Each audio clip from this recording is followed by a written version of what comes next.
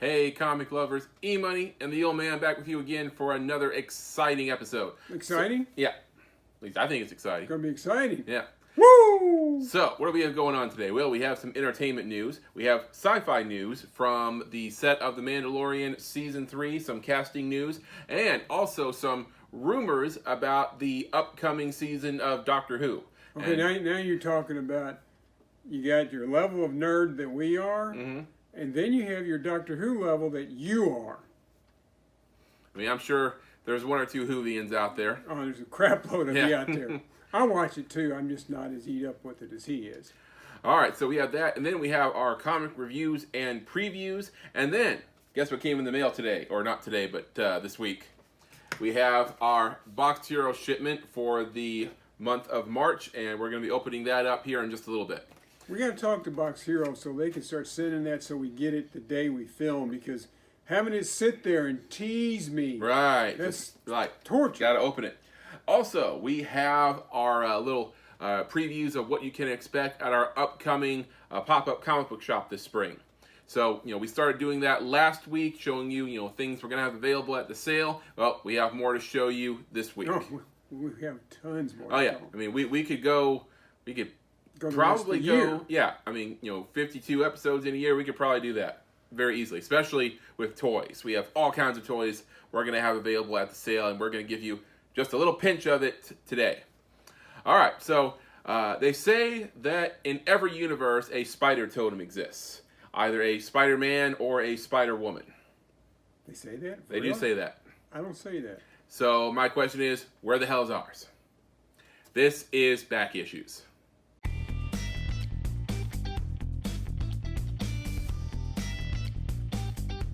All right, comic lovers. So before we get started today, don't forget to subscribe to our channel, turn on notifications, give us a thumbs up, and if you like, leave us a comment. Tell us what you think about these, casting announcements, casting rumors. Tell us what you think about our comic books, or ask us some questions about our upcoming pop-up comic book shop. And y'all been getting lazy on the comments. You do real good on the reaction videos, but we don't hear from you too much on the back issue segment. So, Jody, I'm calling you out. I know you watch the videos. Leave a comment. We got one comment just today about last week's video. A guy named Brent, I believe, says he's looking forward to seeing us at our pop-up comic book shop. So, Brent, we'll see you hopefully next month. But we'll get into that a little later. Brent has now moved up to my favorite viewer. All right, so we have some sci-fi news to cover for you today.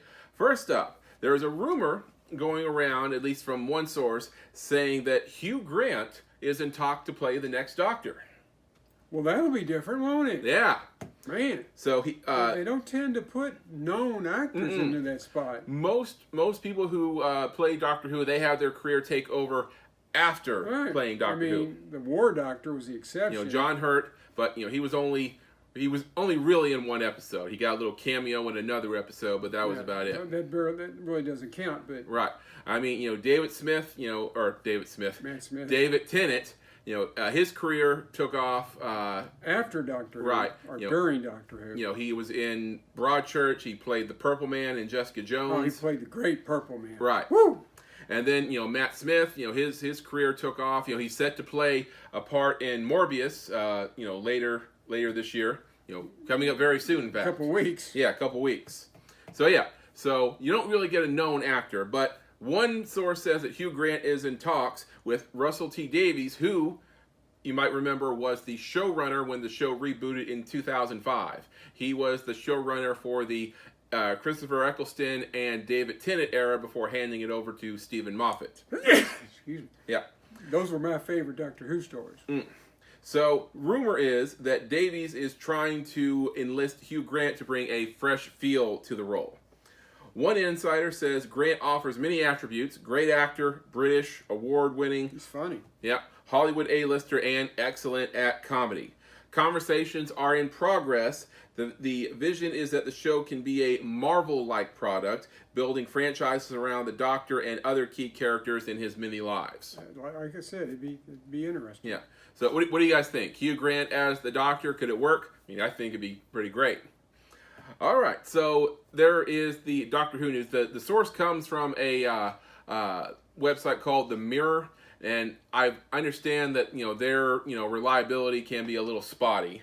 So So you're saying they're a little sketchy, huh? yeah, I mean don't say it as a guarantee. Like I said, it's a casting rumor.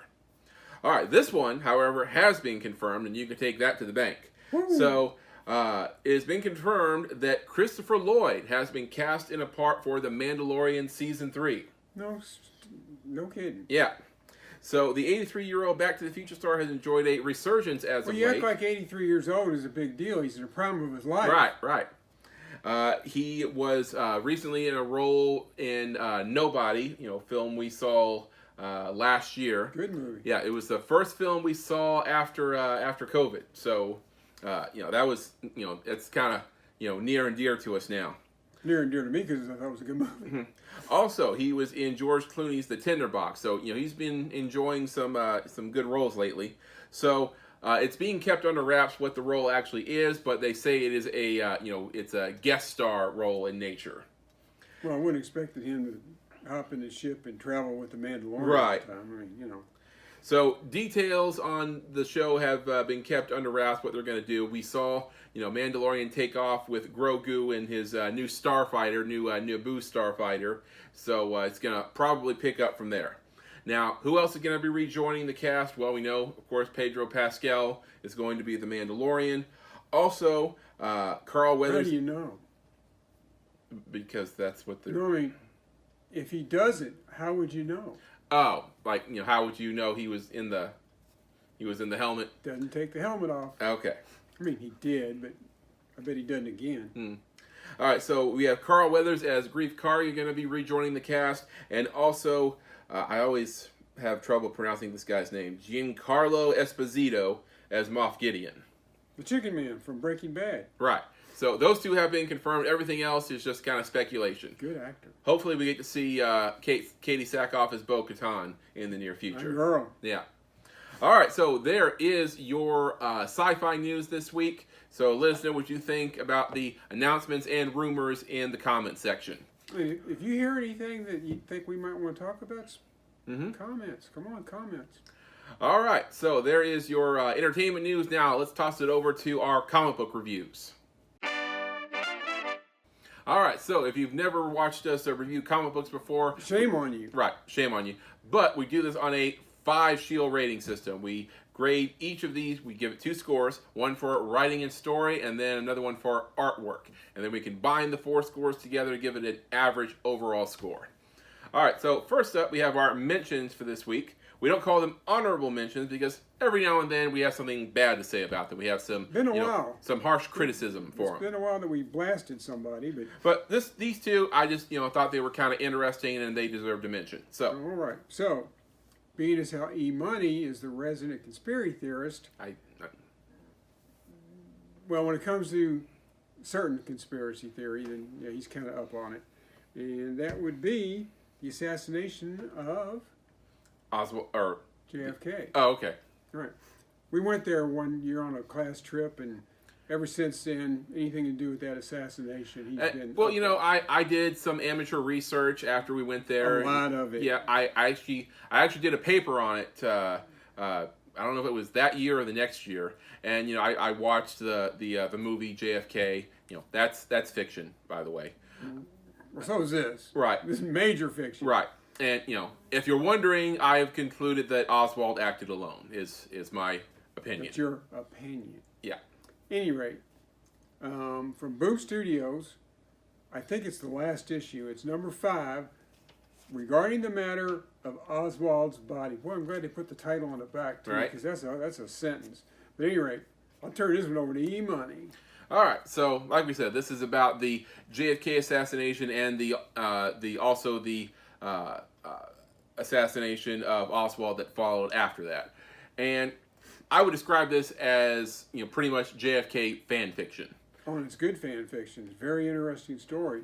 It's all possible, I guess. Sure. Not likely, but possible. The story is about 4 citizens who were duped into being the patsies, I guess, the the lowest guys on the totem pole to deal with the conspiracy to assassinate JFK and then Lee Harvey Oswald. And they were supposed to take care of everything. Yeah.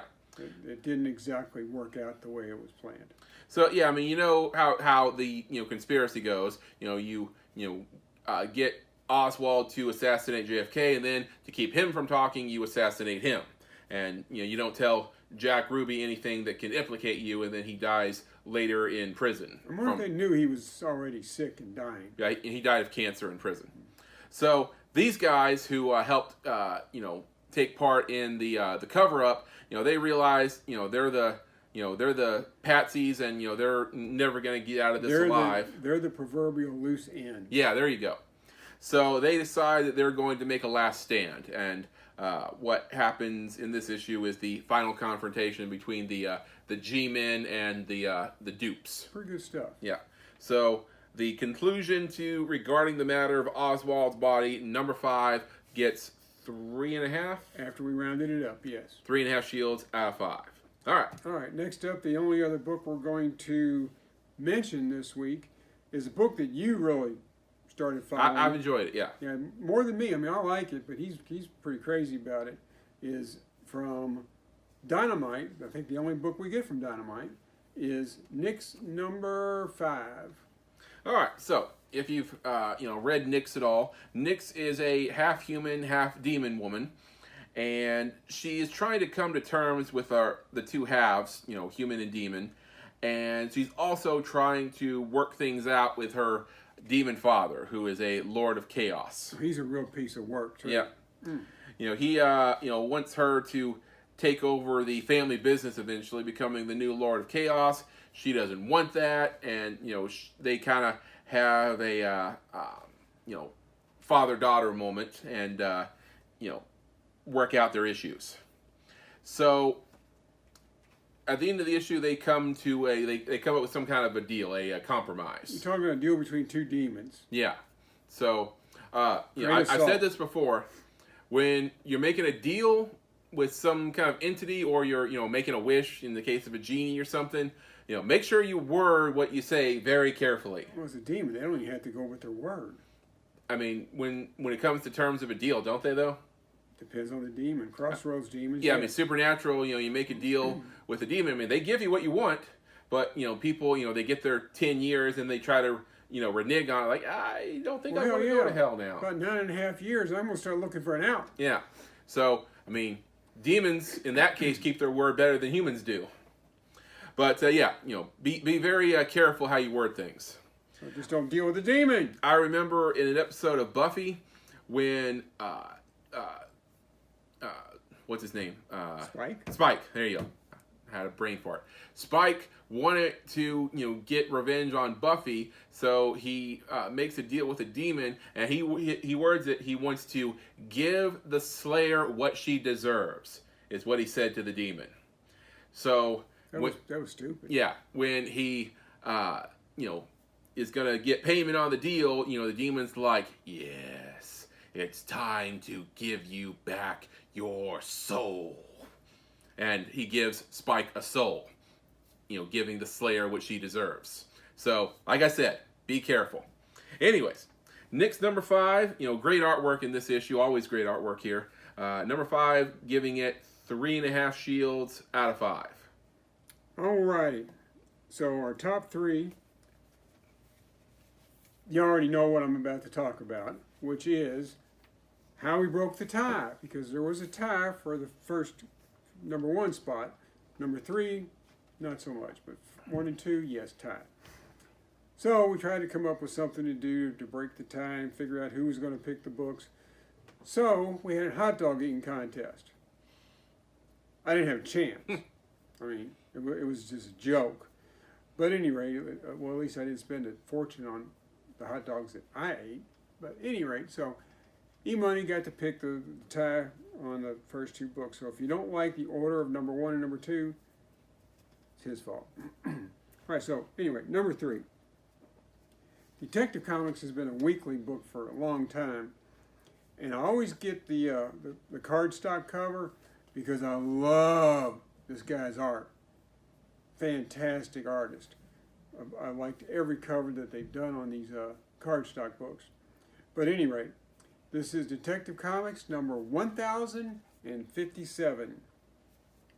All right, so in this issue, we are still dealing with the hostage situation at Arkham Tower. Still dealing with the tower. And something exciting, see, the covers on this are really misleading because the covers have nothing to do with what's happening in the issue. I think one of them last week maybe showed the death of Robin. Yeah, it's like, that didn't happen.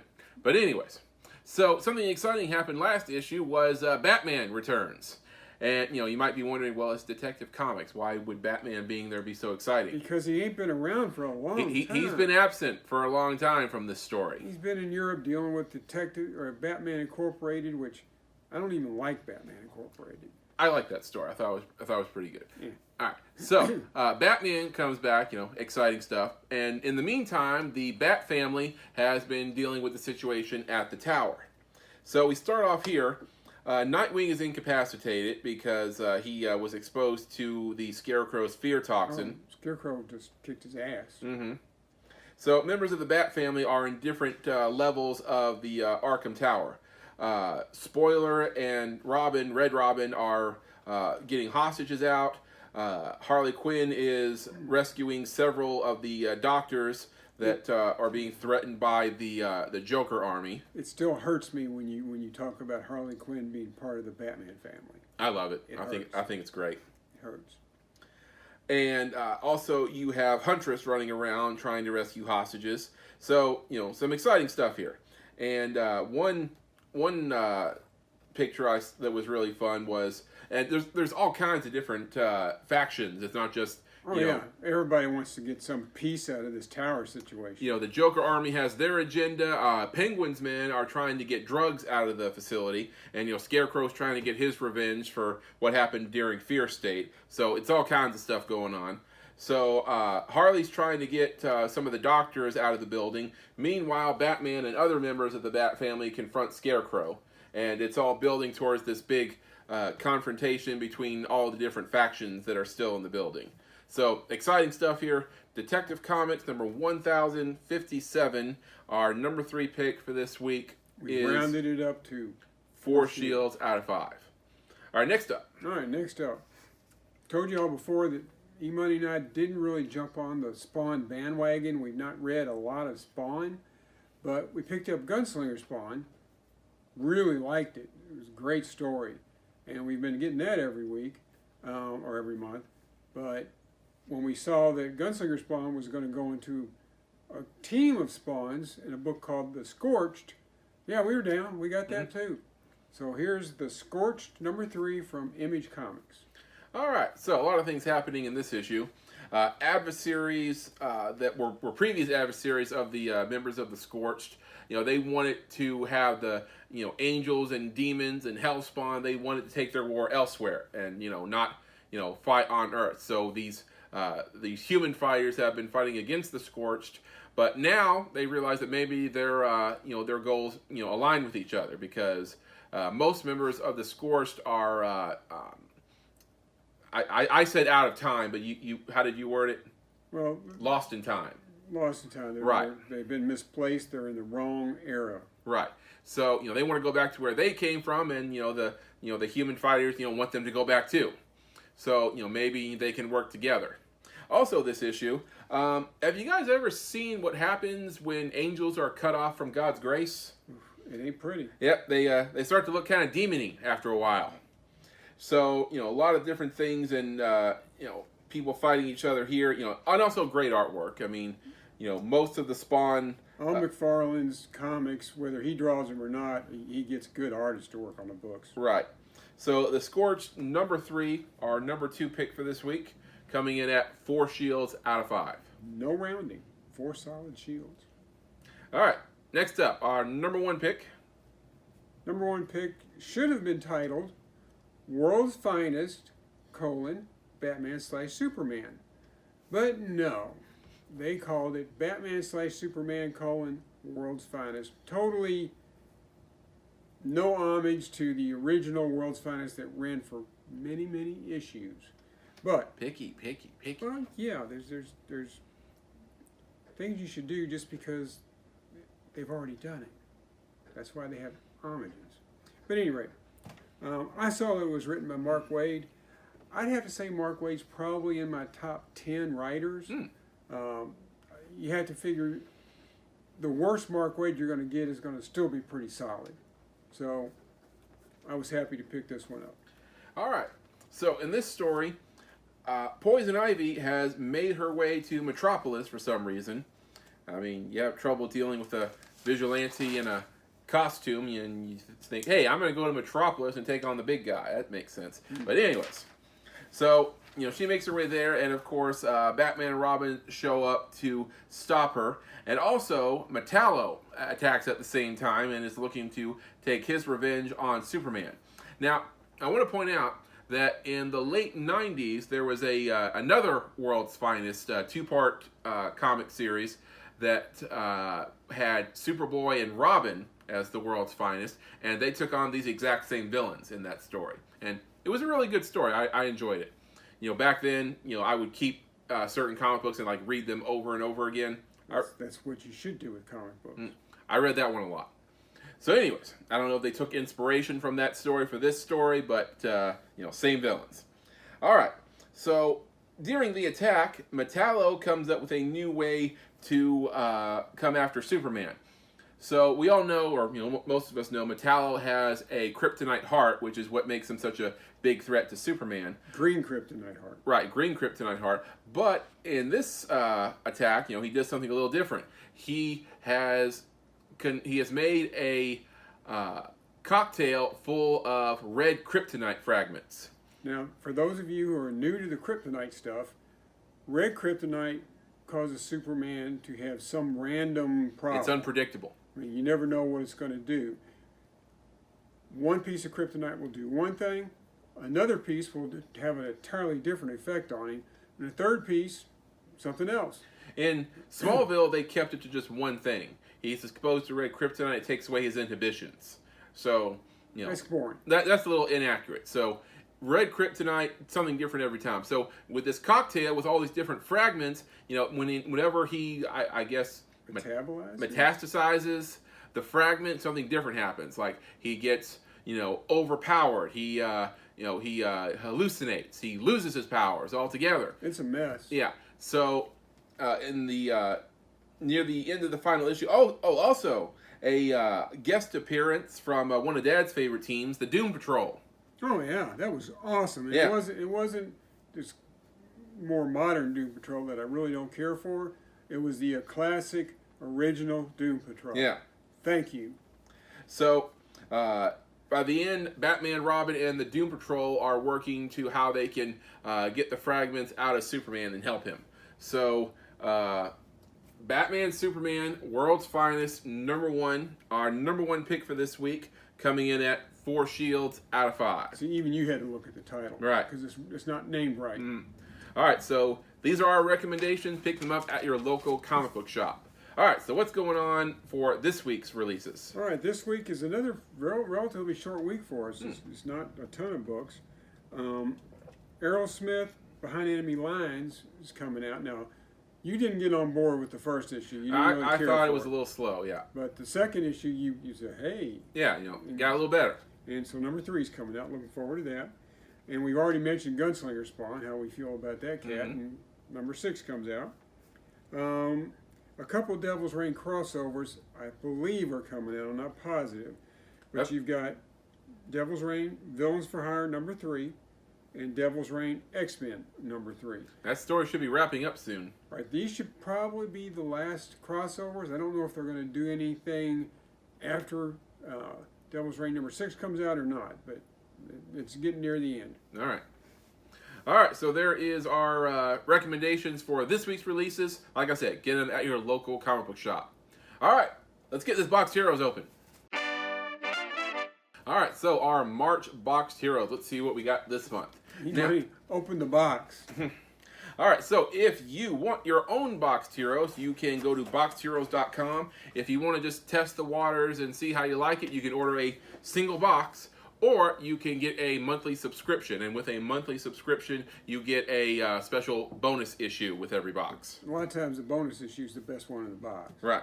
All right, so they give you a little couple extra knickknacks with every box. So let's see what we got here. We got a press-on tattoo, has a Wonder Woman logo at the bottom. So, all right, and we have a trading card, Wildcats Attica character right there, and then we have some stickers.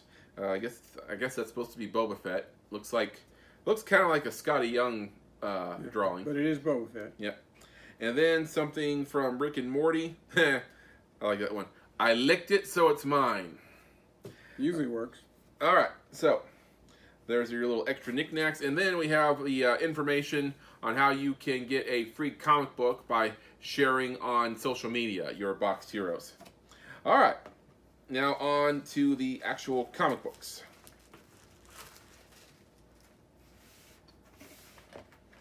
Remember to flip the extra one. Right. All right. All right, so the subscriber bonus book is on the top here, so we're going to flip this. It did not look. And then we're going to flip the bonus issue so it's facing the same way. All right, so now we're ready to get started. Let's do it. Come on. All right, so first up, we have Iron Fist #1. I mean, that's cool, but I think we have that exact issue. Yeah, I think we got it a couple weeks ago. Next up, we have Carnage Forever #1. You gotta start handing me these books, boy. We do not have this cover. So All right. that's kind of cool. All right, next up, we have Timeless #1. Oh, the Punisher. Yeah, we do not have this cover, so that's kind of cool. All right. Then we have this, says on the back, a Jenny Friesen variant. And it is Catwoman #40. We don't have that. That's pretty cool. All right, then it says right here a Peach Momoko variant. And, Peach. Probably don't have that one. Yep. And it is... Nope. It doesn't say. It's X23 on the cover here, but I don't know what comic this is.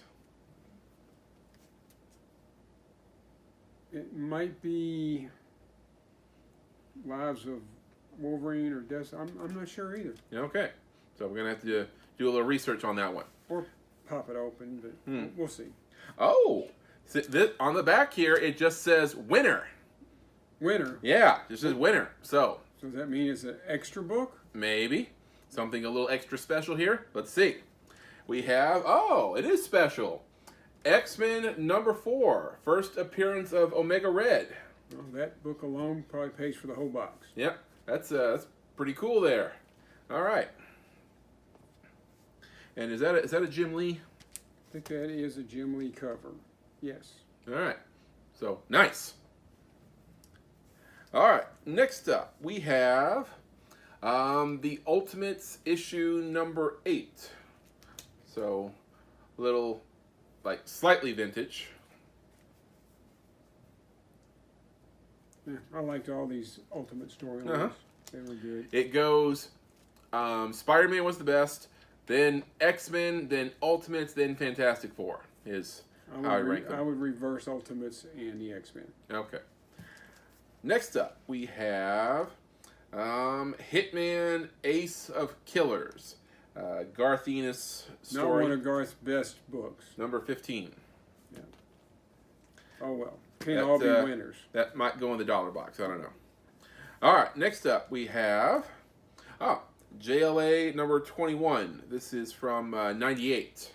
So that I think is a missing book from a run I'm trying to build, just so I can read them all. oh, okay. So good job. Yeah, this was one of the most powerful versions of the Justice League, in my opinion, during this time.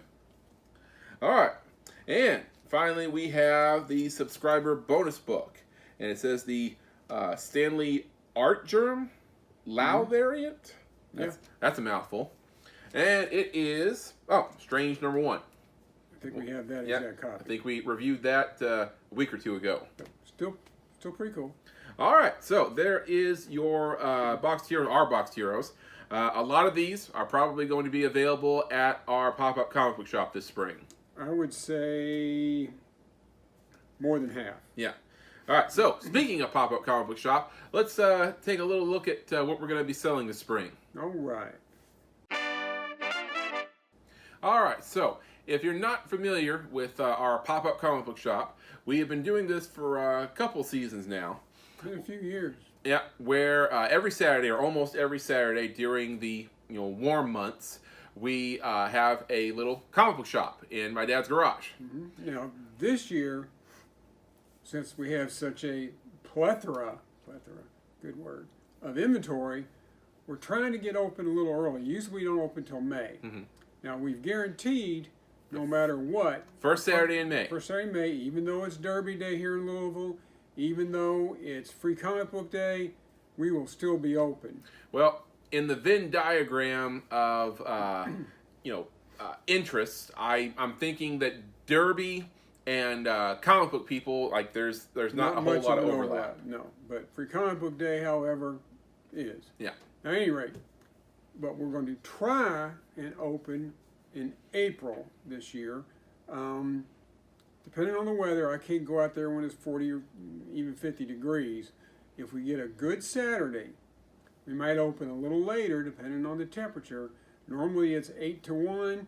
We might do something like, I don't know. Yeah, if you've been before, you just heard we're expanding our hours. Right. It was 8 to 12. Now this year we're doing 8 to 1. Mm-hmm. If the weather is questionable, we might do a 10 to 2 or something like that. Yeah. But just watch all the different places you advertise, Right. which are... I advertise on Facebook Marketplace, I advertise on Craigslist, and all of the garage sale sites that I can find online. So, stay tuned and keep watch on all those.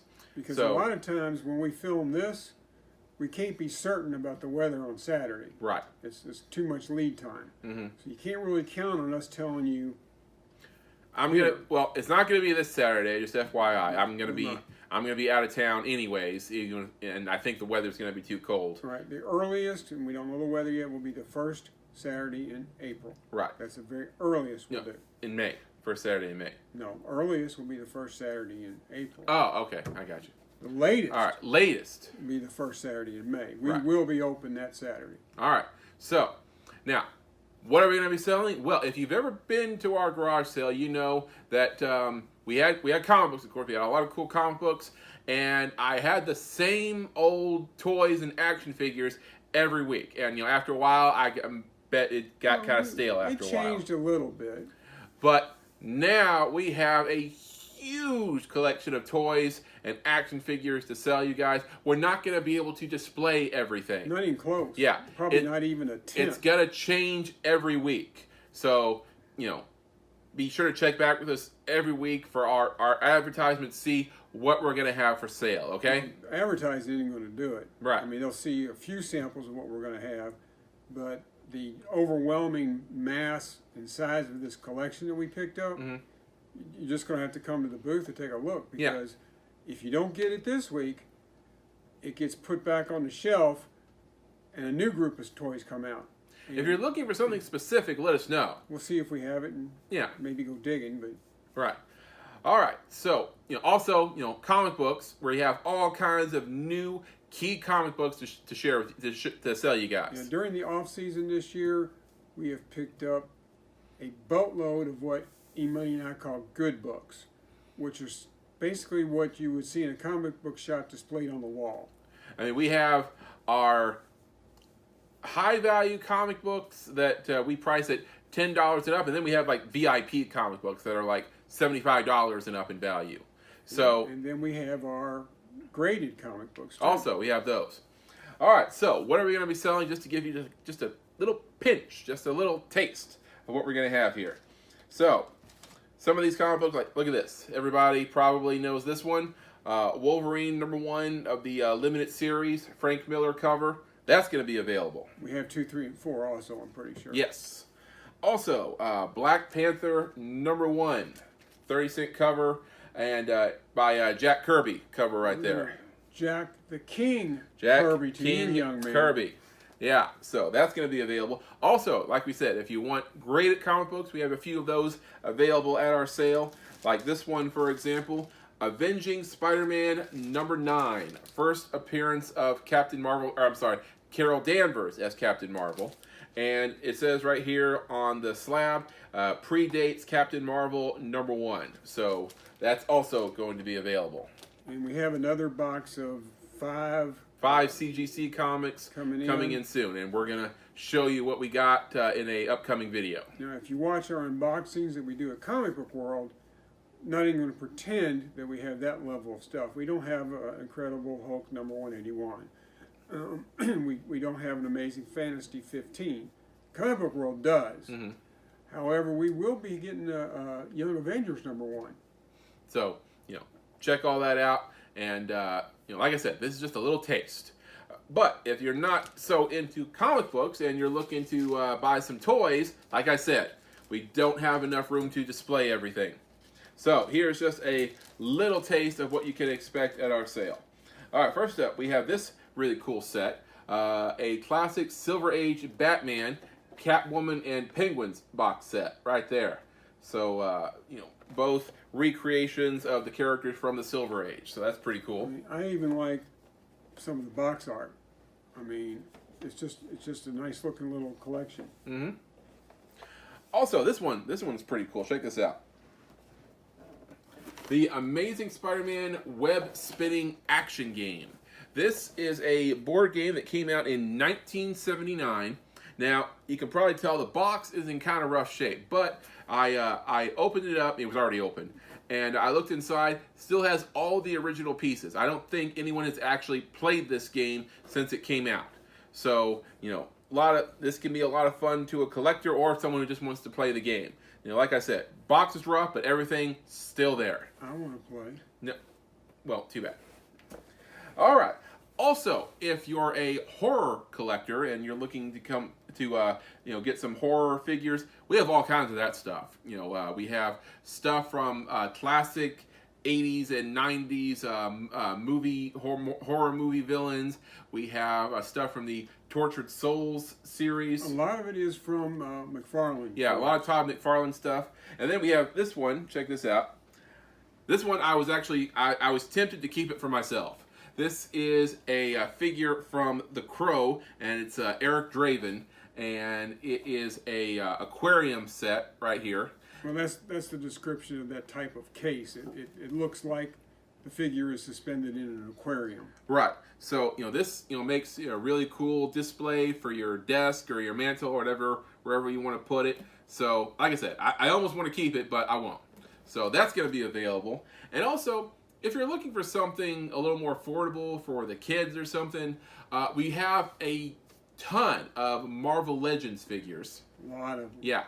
Now, a few of these figures that we're going to have, the guy that we're buying them from, he actually cut open the blister on a few of them, and he took the comic book out. Not all of them. There's a lot that are still sealed, but probably 10 to 20 of them have had the comic book removed. So, with the packaging busted open, the comic taken, the prices are going to reflect that. So, if you want to get a figure for the kids so they can bust it open and play with it, we're going to have those available for you. Also, something that is still affordable and still has the comic book in it, this one right here, Marvel Legends, the Legendary Writer Series, Taskmaster. Put it right here. And that one is still sealed. So it has a $20 price tag on it. We're gonna have a couple of these, both open and unopened, around the $15 to $20 range. So the thing I like most about Marvel Legends, mm-hmm. everybody that was in a Marvel comic seems like they get a toy. Yeah, pretty much. There's a ton of them. So if you want something more affordable just to play with, then we're gonna have those for you. All right. So like we said, the first Saturday in May, the absolute latest, but stay tuned for updates about us possibly opening sometime in April. All right, that's about going to do it for this episode. Hope you guys enjoyed, and hope you guys see you guys sometime in the spring and summer. All right, we'll see you then. Excelsior. True believers, don't tell anybody. but the old man likes toys.